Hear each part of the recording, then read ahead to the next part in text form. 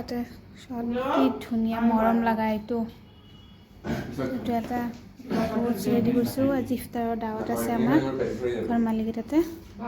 আধা মানুহ আহিয়ে পোৱা নাই, দেৰি জামত ফচি আছে। কৰিছোঁ ইফালে ৰেডি কৰা আছে, মানুহবিলাক আহি আছে। এয়া আমাৰ খোৱা মানুহখিনি দেৰিকৈ আহিছে, ইফালে খাই আছে। ইফালে খাই পেলাই কবি হা কেনেকুৱা লাগে, কবি হা। ইফালে আহিছে, দেৰি হৈছে।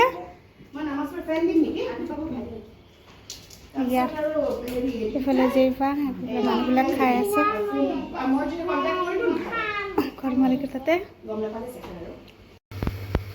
এয়া মোৰ আজি গেছটো শেষ হৈ গ'ল। ভাতটো বহাইছোঁ আৰু গেছটো শেষ হৈ থাকিলে, এতিয়া কি কৰিম। তাৰপিছত আকৌ ঘৰ মালিকৰ তাতে আহিলোঁ। আহি পেলাই এতিয়া মাছখিনি হালধি নিমখ সানি ফ্ৰাই কৰি লওঁ।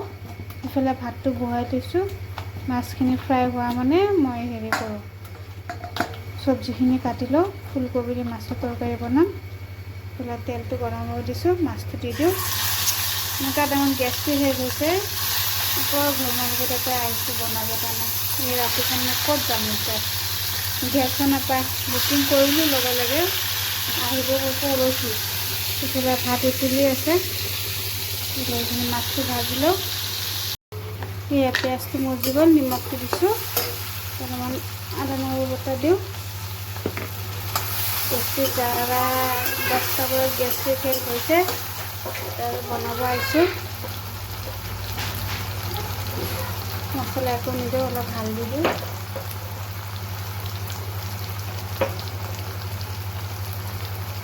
অকণমান হালধি দিওঁ, হালধি টমাটো হালধি হৈ গৈছে, ভৰাব লাগিব হালধি। অকণমান জলকীয়া গুড়া দিছোঁ, হালধি দিয়া নাই।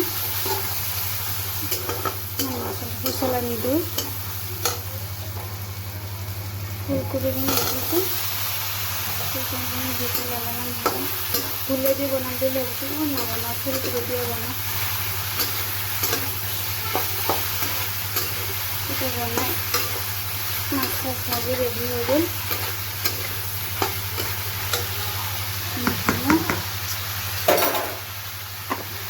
বস্তু দেৰি হৈ যায়। মাছ ভাজা খাবা নেকি? লৈ যোৱা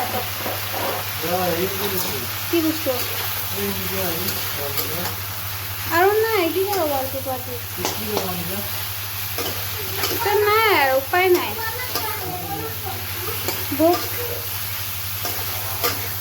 ৱালপেপাৰ নাই বুলি কোৱা আৰু।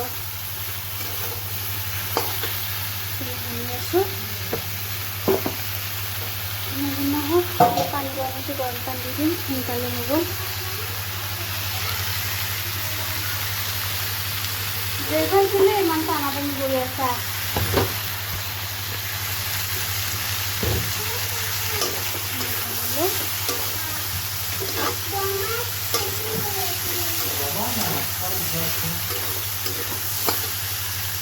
গৰম পানী দি দিছোঁ, সোনকালে হ'ব।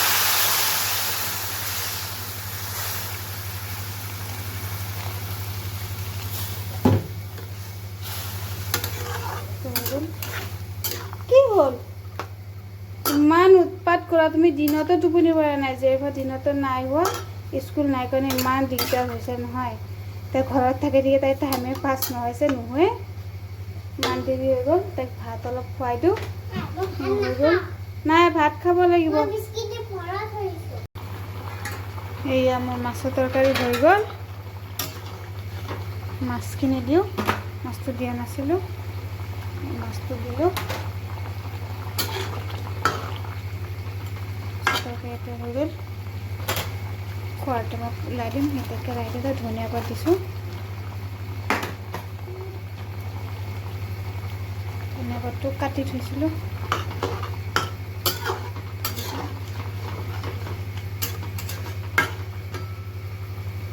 মাছৰ তৰকাৰী হৈ গ'ল, খোলা ভাতো হৈ গৈছে।